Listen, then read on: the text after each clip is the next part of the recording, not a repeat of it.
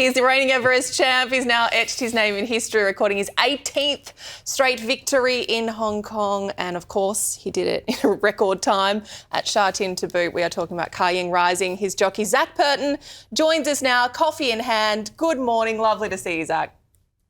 Good morning. Thank you. It's good to be back on the show. Zachy boy, great to see you. Queen's Silver Jubilee Cup. How do you sum up that win? It looked fantastic.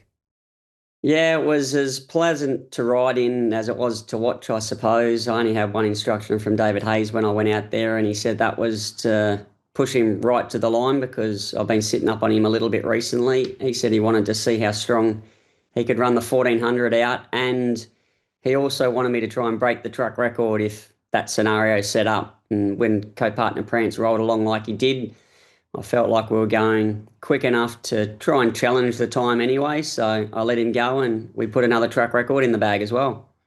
Are you close to seeing his best? I mean, he's been across so many scenarios now.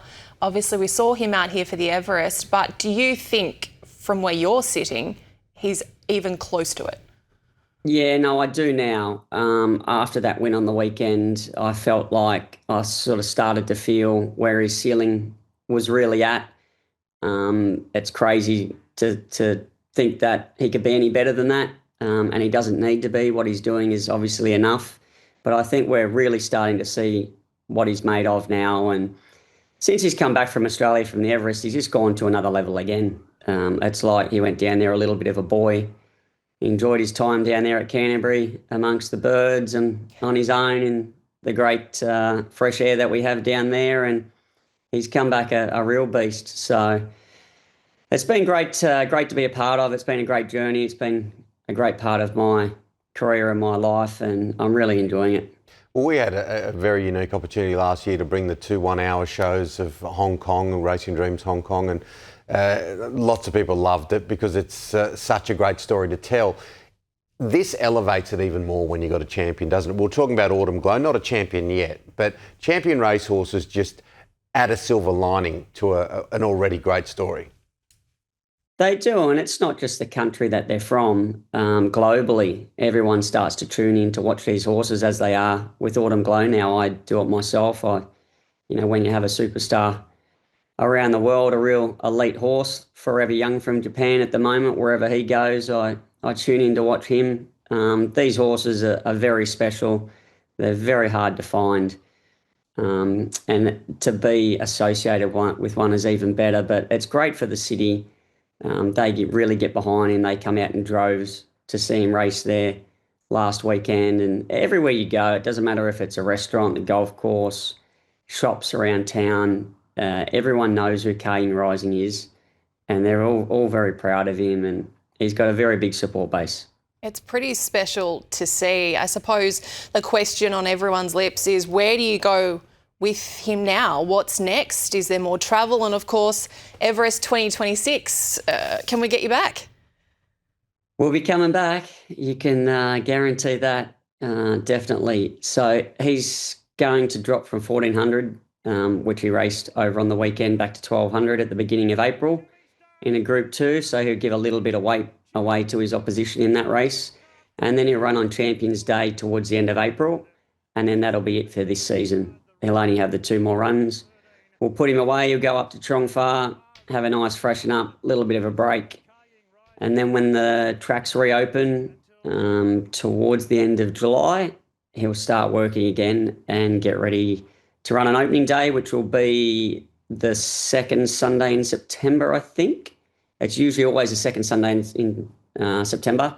Some years they have it the first Sunday because of some political, when they got to vote, some voting. So they move it forward a week. So it'll either be the first or the second Sunday in September, and then he'll go down to Australia for the Everest. That'll be his next run. So he's got 3 more runs before the Everest. Look, last year's Everest was amazing, great win, but it came with a whole stack of pressure for you. You had the weight of the world on your shoulders in a way. Will you look at this one with a little bit more easier stride, like a little bit more relaxed now that you've done it, and without that sense of anticipation, which just comes with a horse like him?